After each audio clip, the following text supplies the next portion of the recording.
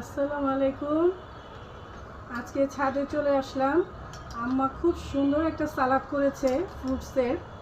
এখানে হচ্ছে আঙুর, কলা, এই হচ্ছে আপনার লাল আঙুর, কালো আঙুর, তারপরে যে সবুজ বা সাদা বলেন এটা, আর টক দই আছে, ধনিয়া পাতা দিয়ে খুব টেস্ট একটা সালাদ।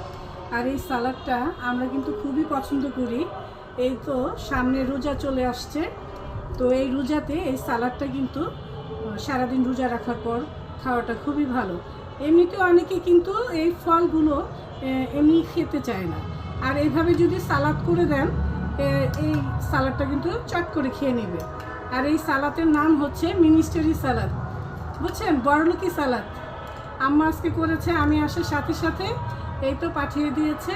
সালাদটা এখন খাই বিসমিল্লাহ করে।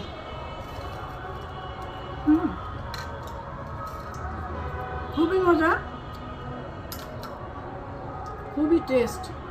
আপনারা করবেন, আঙুর দিয়ে, আপেল দিয়ে, কলা দিয়ে, সব কিছু দিয়ে। আপনারা 3 রকমের আঙুর দিতে হবে না, যে কোনো একটা আঙুর দিবেন।